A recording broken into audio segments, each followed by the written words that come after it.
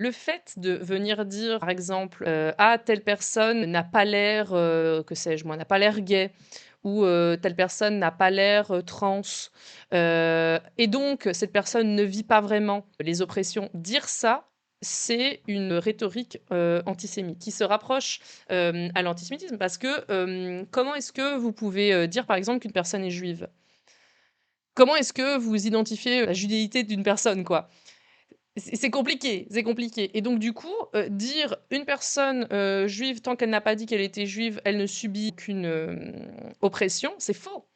C'est faux parce que déjà elle subit l'insécurité, la peur de: «Ah, on va découvrir que je suis une personne juive et qu'est-ce qu'on va faire de moi quand on va découvrir que je suis une personne juive?» machin.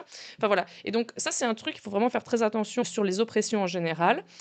N'allez jamais dire à une personne: «Ah, tu n'as pas l'air inséré, minorité, tu n'as pas l'air, non binaire, tu n'as pas l'air, gender fluid, tu n'as pas l'air, LGBT en général, tu n'as pas l'air et donc tu ne vis pas d'oppression». C'est faux, c'est faux et surtout que le fait de ne pas tout de suite être outé sur les oppressions qu'on vit, ça peut mener à d'autres formes et j'en ai déjà parlé, ça peut mener à d'autres formes de violence que vivraient moins des personnes qui sont directement outées. Notamment, je pense à des mécanismes, par exemple, imaginons une personne juive, qui commence à relationner avec une autre personne, de manière, a amoureuse et sexuelle, disons, mais la personne ne dit pas tout de suite qu'elle est juive. On avance dans le temps, il y a de l'intimité, qui se fait et cetera, et un jour, la personne se out, comme personne juive.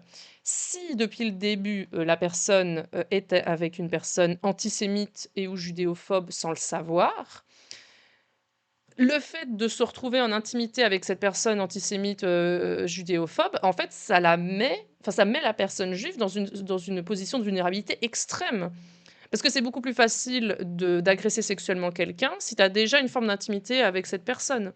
Voyez? C'est pour ça qu'on voit beaucoup des trucs notamment de viol correctif sur des personnes juives ou sur des personnes aussi asexuelles, en tout cas sur des personnes où on ne voit pas tout de suite que ces personnes ont cette, oppression-là. Il faut vraiment éviter, de dire aux gens, «Ouais, tu pas l'air très arabe, tu pas l'air très LGBT, tu pas l'air, et donc tu ne subis pas d'oppression».